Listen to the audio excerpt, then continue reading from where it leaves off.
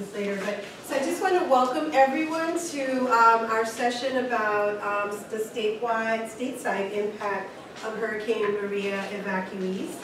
I am the moderator of the panel. I'm Professor Lorna Rivera at the University of Massachusetts, Boston, where I direct the Gaston Institute for Latino Community Development and Public Policy.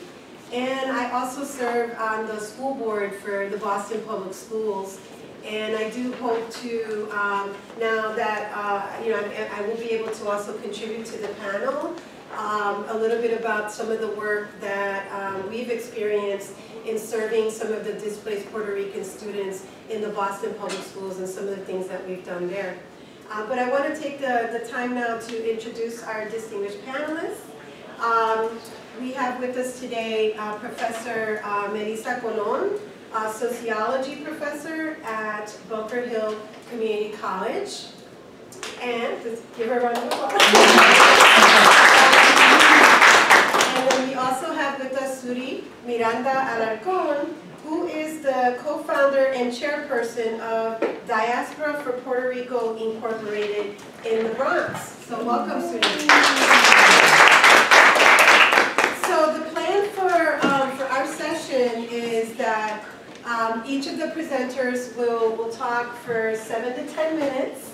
And then we're going to think about, again, what do we know? What have we experienced in our organizations and in our particular context about the impact of the Hurricane Maria evacuees within our work? What are we doing right now? The challenges and opportunities that we're facing in working with the displaced Puerto Ricans in our areas here. And then at the end, we're thinking more strategically about, where do we go from here? Where are there opportunities for collaboration? And, who is going to do what? And really try to end it with some strategic actions to move forward. And I also want to acknowledge Antonio is going to be taking some notes for us, so thank you, Antonio, from UMass Amherst.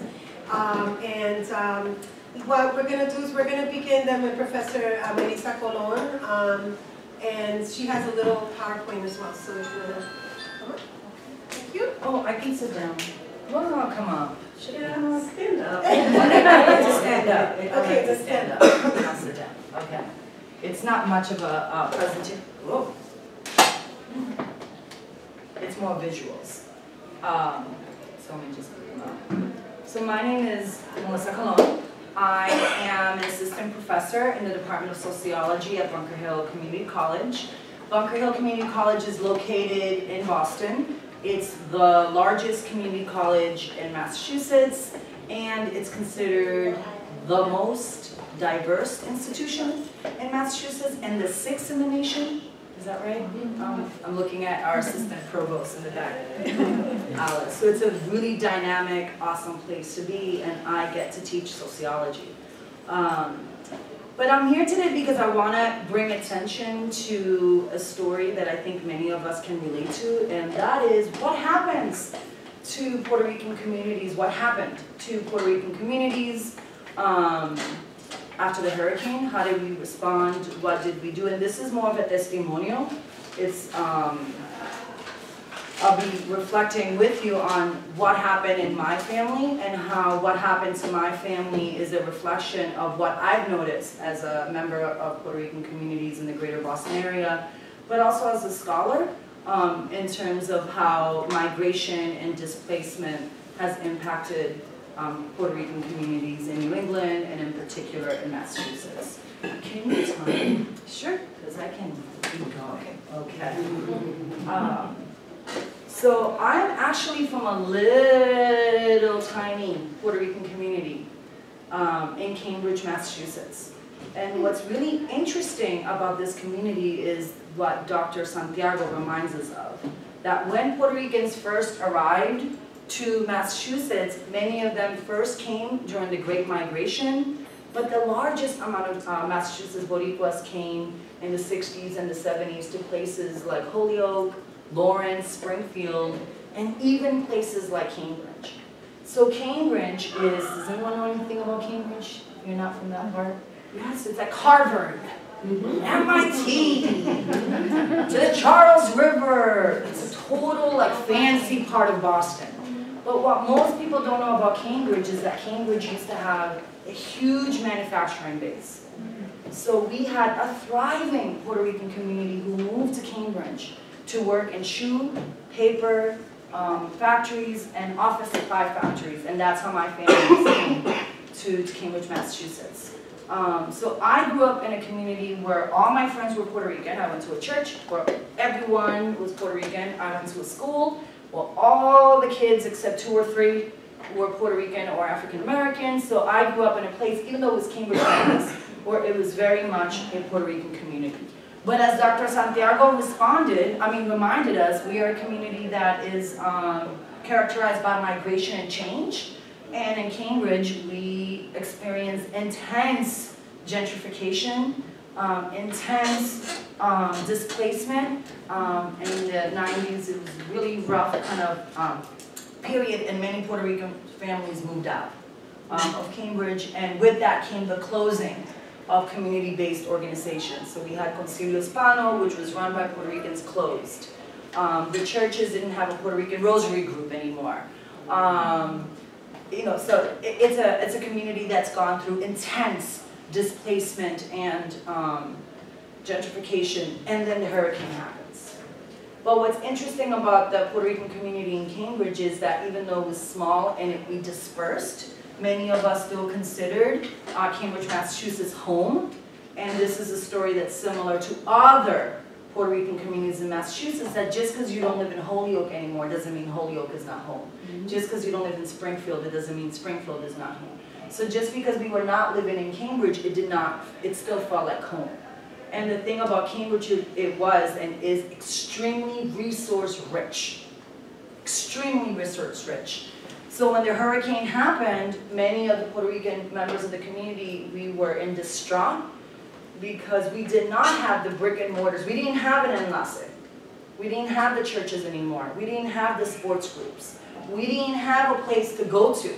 So we decided that we were going to go to the city, and that we were going to organize with the city of Cambridge to create a way to welcome any family that was going to come to Cambridge as a result of the hurricane in ways that would set them up for most success in a very resource-rich place. So we wanted to hold the city, we wanted to hold the people in power, like responsible for creating policies and practices so that when these families arrived, they would have a place to live, that the schools would be ready for them, that the local hospitals would be ready. And what we did was that we created an organization, an ad hoc committee to figure out what we were going to do to receive the Puerto Rican evacuees. And we did this because we were suffering.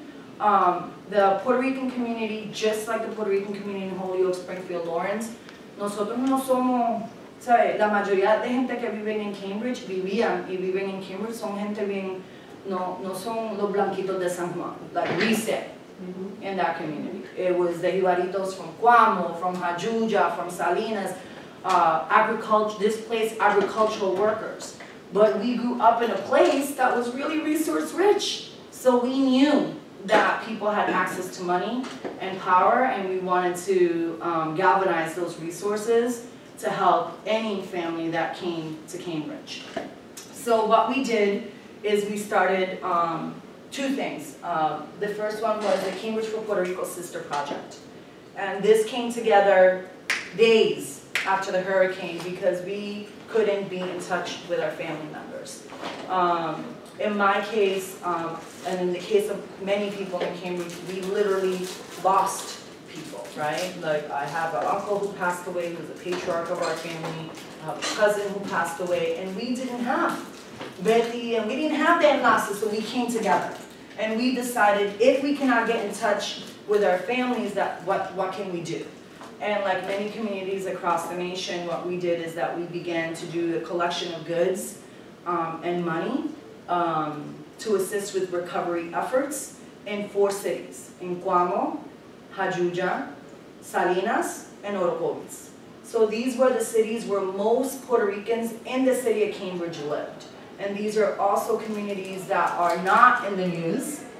They're agricultural communities, but because it was that personal connection, we were able to collect lots of goods and lots of funds to send to the city, to these 4 cities. And we convinced the city of Cambridge to do the collection, but to also pay for the shipping. Because if you were involved with recovery efforts, that was the hardest thing. And then we benefited from all these amazing thinkers in Cambridge and MIT. When we did the collections, el corazón mío, I couldn't believe it. I was expecting Goya cans, right? Because that's who I am. And these students from MIT were showing up with solar lamps and radios and all these amazing things that they had access to, so that we could ship into these towns. And then we worked with the city of Cambridge to ship these goods into those towns. And the idea was that we were going to have a long-term relationship. It's been difficult, and I can talk about the challenges when we open up the discussion, because it's 4 different towns, 4 municipalities, 4 different systems, so it's been difficult, but we were able to meet that goal of distributing goods to those communities. But to me, I think what's really interesting is what we were able to do with the city of Cambridge to welcome the evacuees. And the first thing we did was that we set up, before the state of Massachusetts had an easy registration process, we set up a process with Cambridge Public Schools where it was going to be immediate enrollment. So no need for transcripts, no need for papers, it was immediate enrollment. The biggest challenge was the vaccinations. So then we worked with Cambridge Health Alliance, with the local city hospitals. If any family that wanted to have a physical, immediate check with doctors, Spanish-speaking bicultural doctors, they would, if they wanted to do this, that was made available to them at no charge. So it was another easy path to get mass health. And then the most important thing that we did was that we worked with the local housing authority to reserve 27 units, emergency units, for any family that came in to live there immediately. So they didn't have to go into a shelter, they didn't have to live with people, they could just immediate placement into these homes. And if you know anything about Cambridge, Mass, a studio in Massachusetts, in Cambridge, now costs over $2,000. So having 27 units available through the city of Cambridge was a big win. When we did this, I never expected that I would be the beneficiary of these programs. As I mentioned, we had a death in our family, and one of my family members, they couldn't cope anymore. So they asked us if they could come live with us. And I lived in a different city, so I said, tú puedes vivir conmigo, pero deberías vivir con tío y con mami, porque ellos viven in Cambridge. If you live in Cambridge, you can have these access to these things. And we did all sorts of things where they could have access to that. And it was a personal pilot where we could test if it worked. And I could not believe that within a month, my cousins had a beautiful apartment in Cambridge that was subsidized by the city, attending some of the best public schools in the state. The teachers were prepared because the superintendent does this whole training. We were expecting 100 families. I think we got like 15. But I wanted to share that story because many Puerto Rican families across the nation are not living in big cities where the majority of people are Puerto Ricans. There's now a dispersion of Puerto Rican communities, and we need to think about what happens to Puerto Rican communities that are in towns where we don't have brick and mortar organizations. And what I learned through that process, this is a partnership, the city ordinance, what I learned from that process is that across the nation, what we're seeing as it pertains to Puerto Rican communities that are not in spaces where the majority of folks are Latino is that we're noticing decentralized, community-based, outside of the nonprofit industrial complex responses. So what does that mean? It means students coming together and organizing events, programs, and services, even if there's no 501s, even if there's no CBO. It means artists holding events. It means churches, people from churches collecting goods.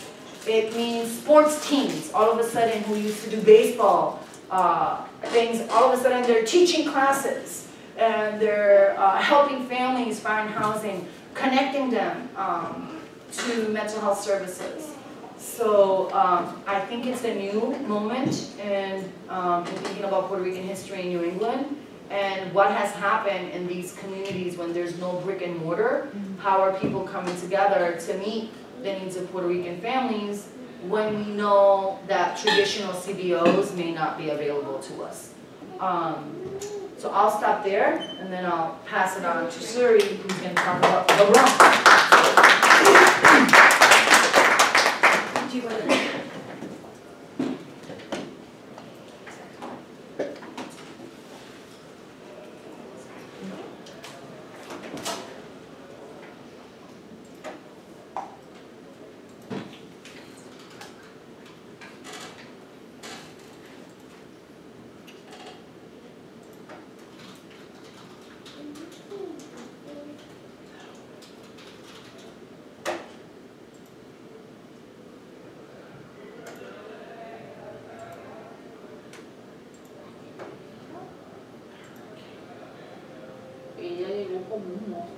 Okay, so I hope that this is not the first time that you see this documentary. I know that it's controversial, so I'm very much open to a discussion here. First of all, my name is Surey Miranda. As I was well introduced, I'm with Diaspora for Puerto Rico. Aside being one of the co-founders of Diaspora for Puerto Rico, what I do for a living is I work for the City Commission on Human Rights, New York City Commission on Human Rights, and also I specialize in the area of inequality, specifically inequality of information. So Diaspora for Puerto Rico, and Melissa, thank you so much for, you technically introduced me in a way that you have no idea. So we actually came together, and when I say we, I mean a group of friends that realized that there was a gap of information. We had our parents come after Hurricane Maria. When they came home, when we picked them up, we realized that they were given a brochure. It was like a half-paper brochure in English. Let's start with that. I'm from Atillo. English is not our forte. Necessarily, like the public schools that I went to, my husband here, WUMCAs, English is not our thing, or it wasn't our thing back then. So we have, our background didn't necessarily help us navigate the city and specifically understand many things that were going on, that were happening. So we had our parents, and then through them, we saw the lack of information. Because I came to see there was a lot of things going on. Like there were a lot of resources, people were talking. We're not saying that there were no resources. There were resources, but how that information was getting to people.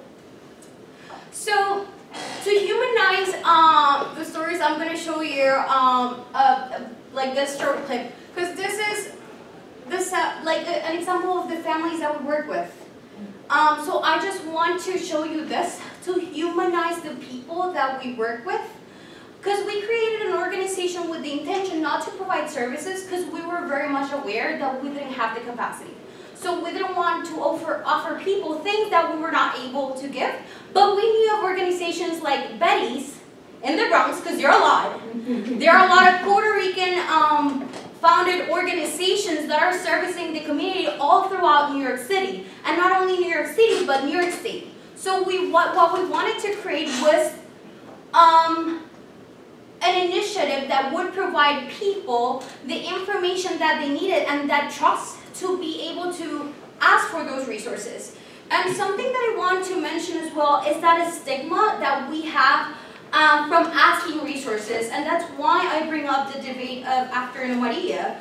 Because coming from Puerto Rico, there's like this stigma that you should not go to government to ask for services, and that was one of the challenges that we came across with, specifically people being hesitant of being labeled as if they were leaving up social services, and that is something that through our experience, not only with our parents, but we recently moved to stateside, if we want to call it that way, so we went through that.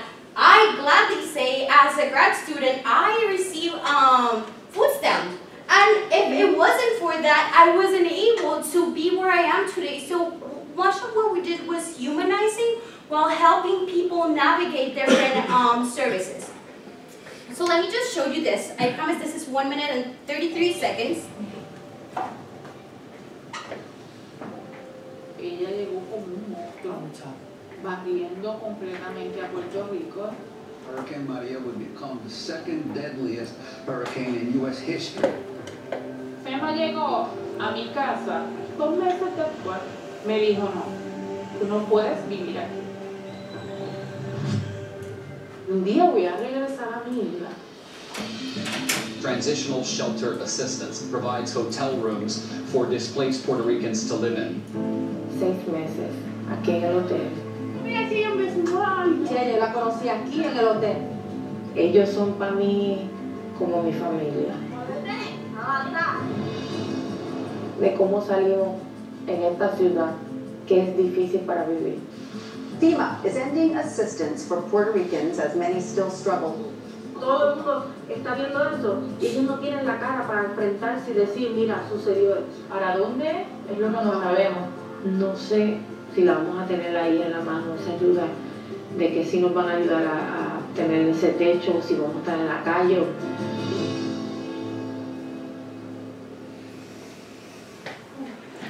I'm not going to say this was beautiful because I know it's not. Thank you for watching. So, the people that we're talking about is people that experience a lot of trauma, and coming here, it was very hard for them to understand what was going to happen, what were the resources that were going to be out there, but not so much the resources, the expectations of how to receive those services. Because many times we tend to find information in writing, and sometimes we forget that if we're not able to guide people through the process of how that is going to look like, how long it's going to take, because many times we just hand out papers, and there's where our referral stops. We just gave that paper and we assume that that person is going to perfectly go through the process and receive that service. We came to realize that that paper didn't do anything. People need it, and it's not hand-holding, it's just support. It's just support, it's just a matter of telling them this is going to take not 1 week, it's going to take 2 weeks. So let's plan before those 2 weeks are over, what is that you're going to do? There were a lot of things that we had to improvise, and I'm going to be very honest, in all of what we did, we had to improvise. We were not a 501c3, we now are a 501c3.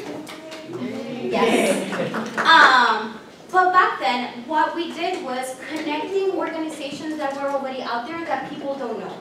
And something that I find very important of the work we did, and it's just not to praise the work we did, because when I came to New York, I had no idea of organizations that have served our community for so long, that are culturally competent in serving our people. We don't have to expose our people to experiences that are not necessarily that go along their needs. And what that I say with so much pride, because I can tell you about the experience of my dad going to a clinic that speaks the language, that understands like the things that he doesn't like. That is something that people values, and we were able to see that. So just to give you an idea, we started this initiative with the intention of providing information.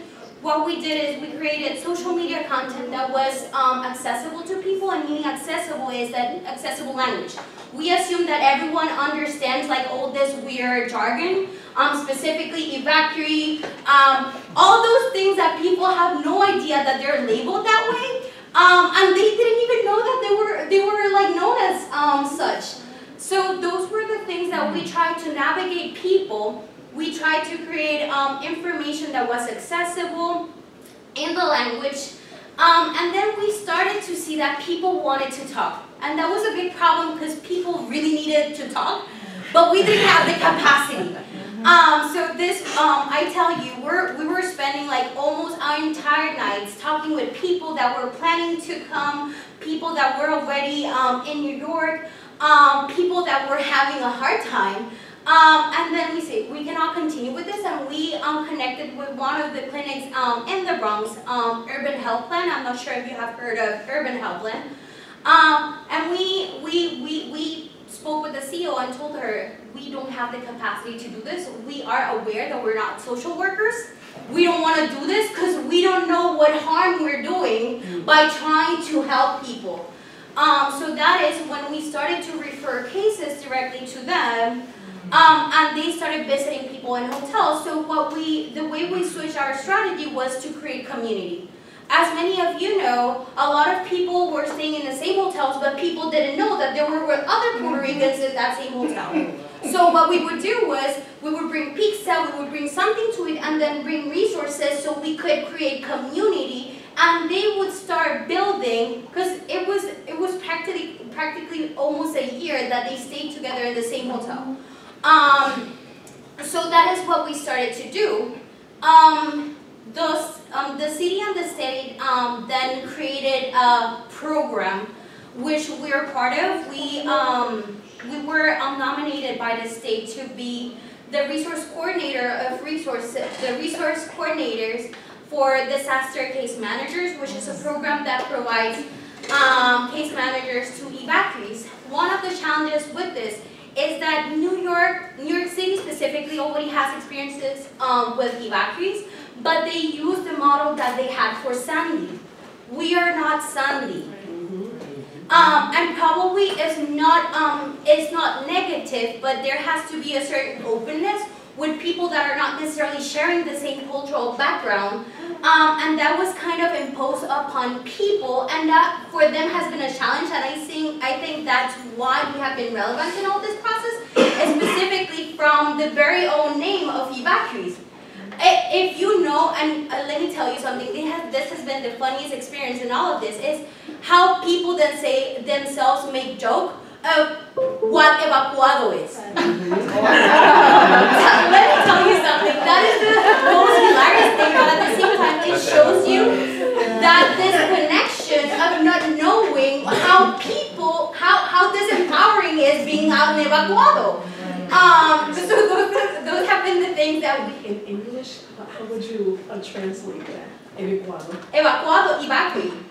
Yeah, but that's our meaning. Oh yeah. So what's the double? It's basically. Yeah, that's right.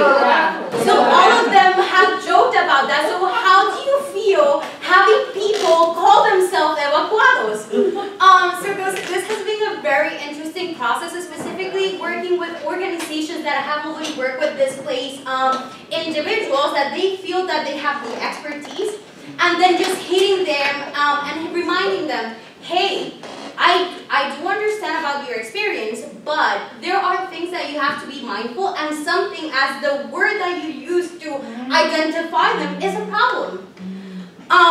So with all of that said, and going back to this opportunity, I promised myself that I would not go to a place without talking about this, and thank you. Can I have 1 minute? Yeah, because this is the punchline. So one of the things, and this is how I feel that we are responsible of the work we do, we know our people, and we know the stories behind them, we know the effort, we know how much they have gone through.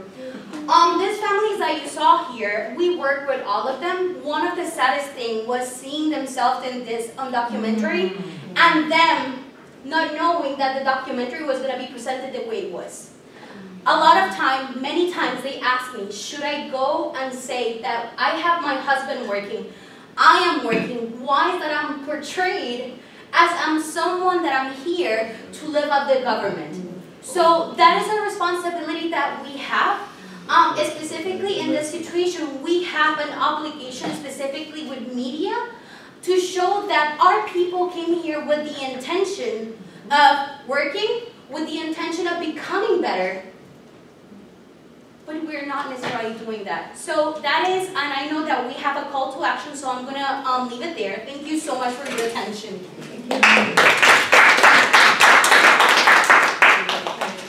So I'm going to just very quickly go over the piece about Boston, because I want to make sure we have plenty of time to talk more about the call to action.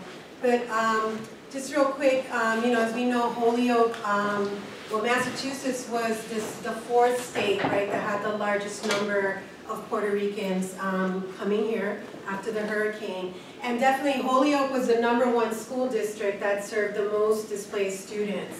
But Boston certainly had our fair share of students as well, though we had 155 students that came from Puerto Rico.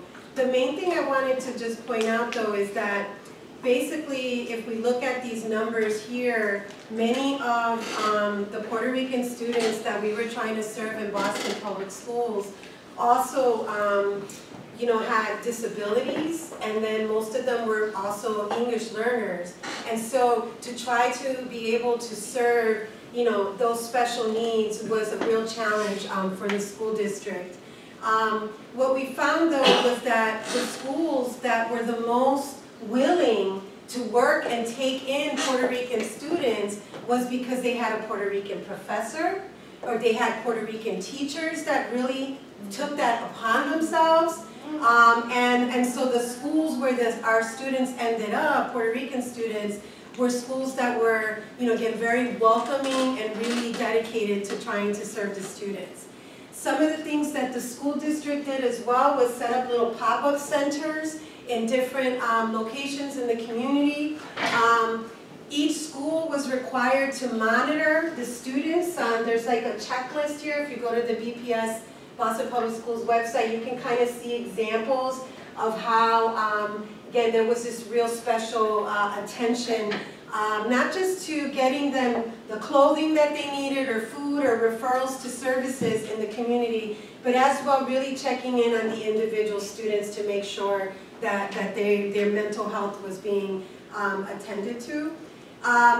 These are some of the schools that they ended up. Also, the different departments typically in our school district, there's an Office of English Learners over here, the Office of Family Engagement over here. But what happened was we all needed to work together in the school district across units and really collaborate in terms of trying to have, you know, cross-departmental collaborations to work with our students. We also did a lot of resources as well for offering in-state tuition in Boston and Massachusetts. Dr. Santiago talked a little bit about how we had in-state tuition. But the real challenges for us in Boston was this issue where we also created a Puerto Rico fund through the Latino Legacy Fund of the Boston Foundation that provided a tremendous amount of resources and continues to partner with many amazing organizations in Puerto Rico. So that fund still continues because what we're seeing is that it hasn't ended. We're still getting students every day. So these numbers are also an undercount. And what we're finding too, and Betty, you'd be interested in that, is we're seeing that families that originally come to Holyoke, they're going to Boston now, right? They're going to Cambridge because they're seeking some of those jobs and resources that are not available in some of the other areas. And then, you know, again, the main issue that I think we also fought was, as you saw, FEMA was going, you know, expiring, right, the services. Well, we were also ready to throw out our families from the motels here, but we mobilized, right, and our you know, we do have a Republican governor, but he did, you know, end up, you know, supporting some of the families to still remain in some of the housing. But so those, you know, certainly, you know, in the school districts, you know, we continue to be challenged. We don't know how to track the students because, as was mentioned earlier by Dr. Santiago, that we are very mobile, and so it's been really difficult in BPS to track these students and these families because they're moving within the district, outside of it, and back. And so it's really trying to have that continued support remains a challenge for us in Boston Public Schools. But I wanted to now just open it up for maybe go back to our panelists and speak to this issue of, you know, the next steps. Where do we go from here? An action plan, and open it as well to folks in the audience. Yes. thank you guys for coming and especially the Western Mass and thank you for having this.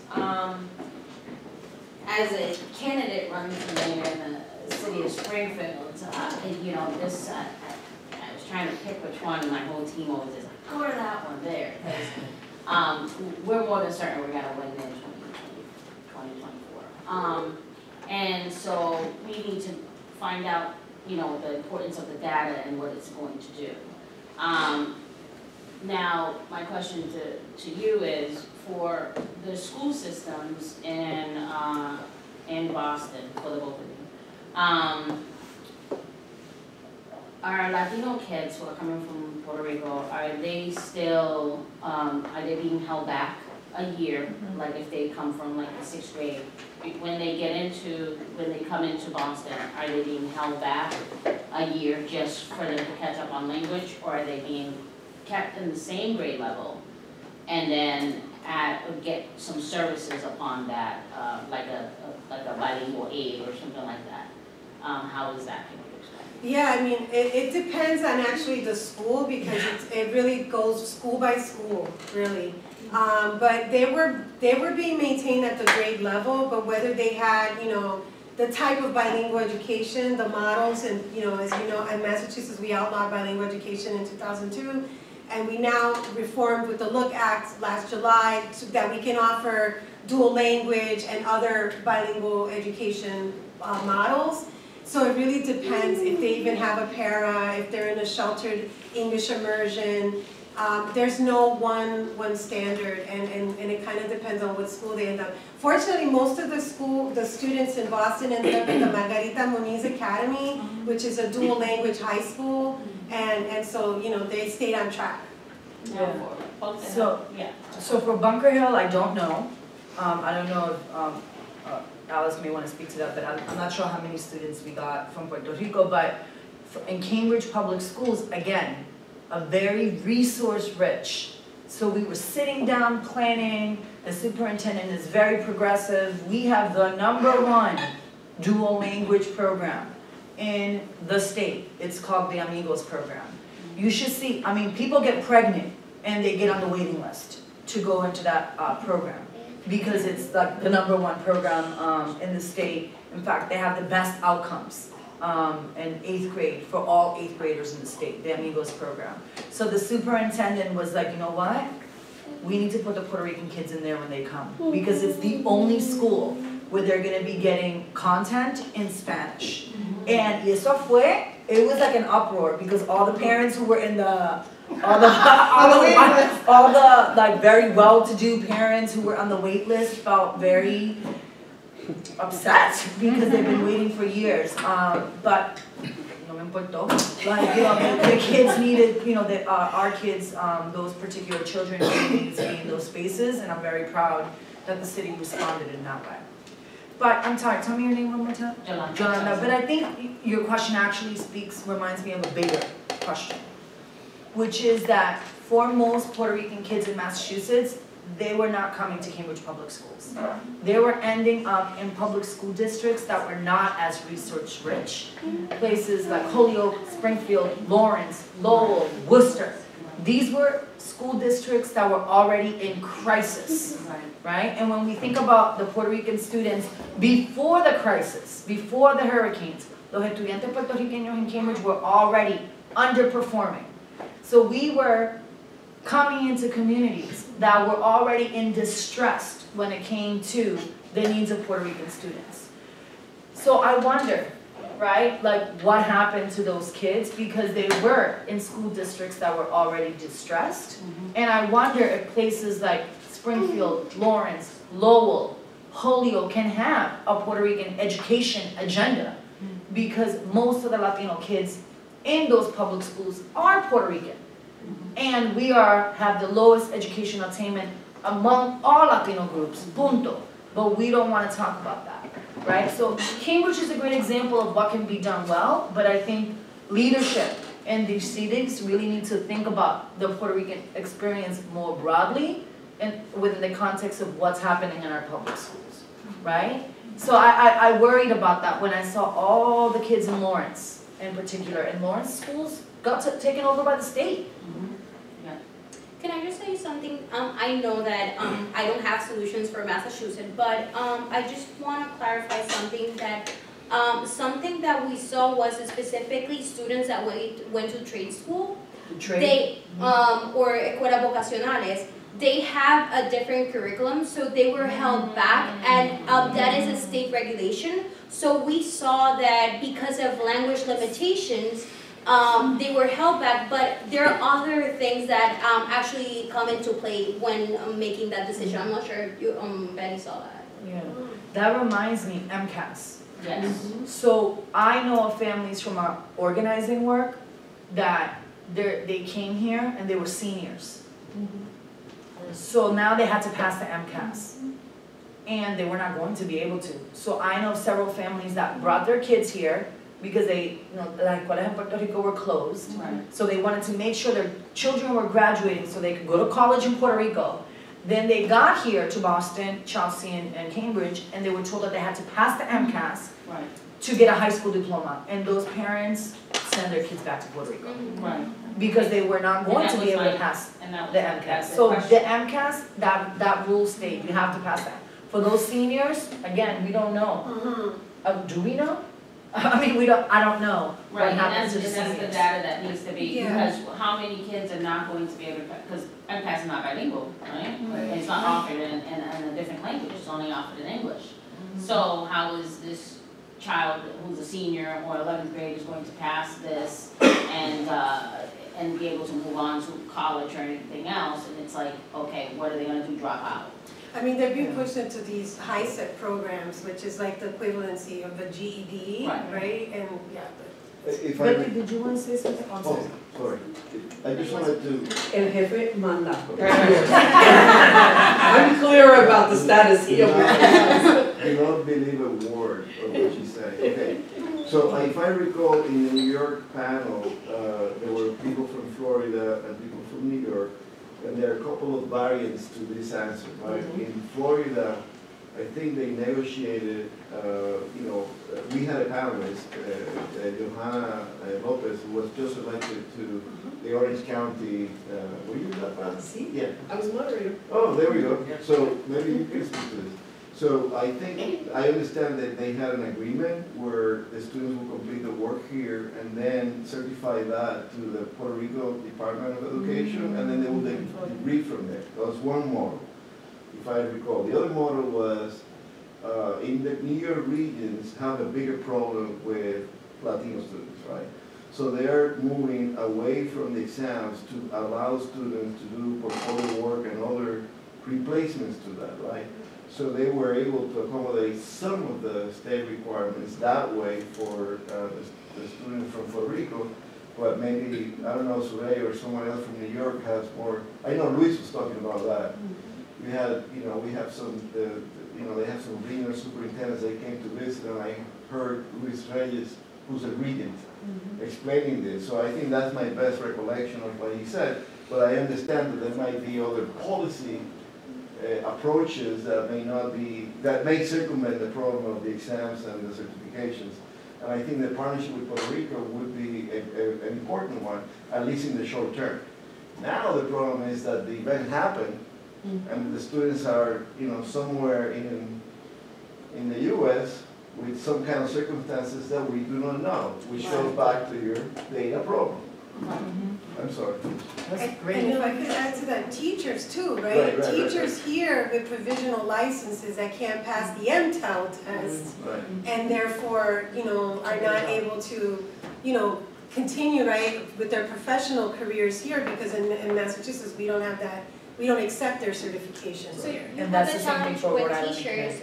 We had it with nurses. We had a lot of nurses, and we tried to work with the state, and that is something that we're, because there are like licensing regulations, and what they asked was providing support for them to take the exam. So some hands here. Oh, I'm sorry, Betty, what's next? No, I think that Dr. Melendez captured it. I'm disappointed to hear that in Cambridge, they did not recognize that in the Department of Elementary and Secondary Education had negotiated with the Puerto Rico Department of Ed, and that Cambridge did not get that, because there were students in Holyoke and in Springfield from Puerto Rico in their senior year who we knew that they weren't going to be able to pass the MCATs. And so that there had to be we had to come up with some kind of an agreement. And so what they said is that they would go, as long as they continued to attend school, as long as they continued to be in good standing, they would then get their certificate, their high school diploma from Puerto Rico, as it did. There was a young man, I want to say this very short story, there was a young man who was a scholar in Puerto Rico. And, like many are, ¿verdad? Bien orgulloso. And so he was the first test about the whole thing with MCAS and the graduation. And we knew that he wasn't going to be able, because MCAS starts, at 4th grade, ¿verdad? And you have to be then taking it every other year to be able to accumulate, right? To pass it in your 10th grade, to be able to graduate. And so said he wasn't going to be able to pass. And so I guess, there's always that silver lining. No sooner did they say, no, you got to take the MCAS. He had done early application to Harvard, and he got accepted to Harvard. It was like, chew on that one. Right. So, forget that. He still got his diploma from Puerto Rico, but it was just that whole thing of that, here you have a scholar that you could be saying you're not going to graduate with your high school diploma, and so there were those, I'm sorry that... but this is a perfect example. Right, about this, the miscommunication of information, because with that particular family, alguien le dijeron a esa familia, and they made the decision in a vacuum, right? They made it, and this happens, right? And the thing is that they don't want to be a burden, so they don't ask or they don't question the decisions. Like in many instances, like to answer Edwin questions, this was decided on a case-by-case basis. There were people that actually refused to accept that they were going to be held back, and because they went to the necessary agencies, they were able to get them assigned to the actual grade. But you also saw parents saying, well, probably this is for the best. They're not adjusted, so this may actually work. So here is that comes this sentiment, because sometimes parents forget about their kids in terms of what their decisions represent, specifically with pride. Because they may say this may work for the best, but if you already have an 18-year-old in probably 10th grade, there is a problem there. But your question is still relevant. What happens to all those in the pipeline that haven't been, because let's be real, in Massachusetts we're teaching to the test. And so what happens to those that haven't had that opportunity to be passing along, and now they're in 10th and 11th grade? So your question is very relevant, at least in the state of Massachusetts. Yeah, thank you. Yes. Thank you. So my name is Anita Gallo. I'm usually student at UMass Boston. I'm from Cuba. So as a Cuban who has been living here in Boston for 3 years so far, I haven't heard about any organizations that help Cuban immigrants to accommodate, integrate, or adapt to Boston. So first, I really appreciate you sharing this information about some initiatives and organizations for community and community building in Boston and New York and other places, right? So I have a question here, and it is about community participation and engagement. So in terms of leadership engagement, how do you see your organizations and initiatives are contributing to this? So I can answer very quickly, because we're not an organization. And I think that that's the decentralized notion, that there are some communities in Massachusetts that we don't have brick and mortar. Right? We don't have a building, we don't have an ED, we don't have a 501c3. So what I have found is that in terms of community engagement is that people are relying a lot on their social networks, and I don't mean Facebook. I mean the people that are in the same churches, the people in the neighborhood, the businesses, the madrinas, the neighbors, to find out how to connect with services, right? How to get the information that they need, and ultimately how to connect with organizations. In our case, we started an online community that kind of has been helpful, but I think we need to think about, you know, what does online communities mean, right? In a time of crisis when people are really dealing with trauma, and what they need is material resources. So I just want to say something. The way we specifically worked this particular matter was actually showing that there's no selfishness in what we're doing, because there was an event that we needed to step up to the challenge. So here's not like a moment for you to bring out your like personal agenda or anything. So this is a time to lift up those organizations that have been there, and lucky for us, we already have like a settled diaspora. So it was just highlighting this organization that have always been there, and just highlighting, showing what they are, and connecting them.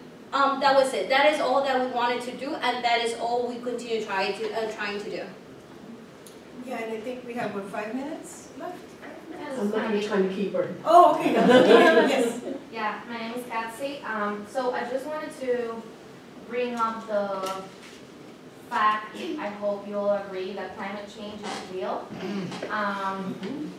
So this, the fact that there might be another extreme weather event that we would need to deal with, it's very real and sad and frustrating. So I just wanted to ask you that, as a witness of this response from different institutions and decentralized groups of people towards Puerto Rico and Maria placement to the U.S., what institution or institutions do you think should be the ones responsible to make this a smooth process in the myriad of this climate change in which we would be having either Puerto Ricans displacing from the archipelago or other people from different places? Wow, amazing question. We can talk So, about it. we can talk, but so I don't have an answer, but what I think that the post-Maria experience has taught us is that we cannot wait for the bureaucracies to respond. And I think that that has been a beautiful thing to witness. That we did not wait for the school system to get their stuff together. We didn't wait for the city to get their stuff together. We started doing our work on ourselves. And what I hope for our community and for transparency, Kathy and I have been in communication, is how has Maria changed Puerto Rican leaders? How has Maria changed Puerto Rican organizations? So that we can prepare for the next climate disaster that's coming, because these bureaucracies are not equipped or interested in helping us. So how are we going to help? How are we preparing? That's where I am with that question. I just wanted to say something about that. It's not only going to be a reason of climate change. There's a fiscal crisis going on that will continue pushing people out, because they're not going to continue to live without with the limitations that they have. And this is, since Evan is here, this is a call and encouragement to Centro. It's actually connecting proactively organization on Stateside with the intention of having a plan for when this happens again. Because honestly, in New York, we responded to the governor. He called us, we went. Honestly, not much came out of that except from money, but honestly, there could have been space for more collaboration among agencies. That's my take. I think, well, Oregon, I'm speaking on behalf of the Neighbor to Neighbor as an organization. Yeah. So what we're doing with our members is going back to simpler times. So we were talking about solar panels as to like, okay, you can put a solar panel on your house, but if we don't know how to dispose of solar panels, then we're just filling landfills again, which adds to the problem with our environment, what happens to our ground and how we're able to grow. Like, you know, you hear from there that we can't grow rice in Puerto Rico because it tastes bad. And it's like, well, what are we doing as a society that we're not making sure that we learn how to now start learning in a different manner to raise the beds and build in a different type of manner, stop waiting for the ground to do the work and actually fertilize in another different manner. But as Latinos, we built a world around a rock. So those questions, you know what I'm saying? We have it in our DNA to be able to go right back to simpler times.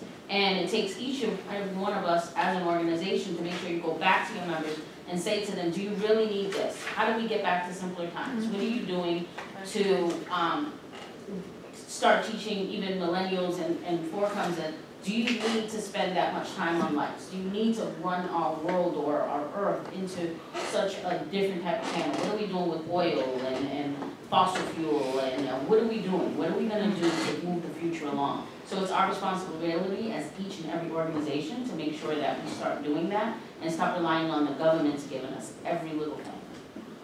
Okay, and I think we have time for one, maybe, did you have a question? Okay. Maybe one final thoughts for our two panelists here? I'm just very grateful for Centro and for the people in Western Mass for bringing us together. I think the Puerto Rican community in Massachusetts, in New England, is in a really unique moment in time where we can really harness a lot of goodwill and the current political situation to try to make something happen. So I'm encouraged by all the young people, I'm encouraged by people running for office, I'm encouraged by organizations who are putting Puerto Rico in the map in Massachusetts, and I hope that doesn't go away. I actually have two thoughts.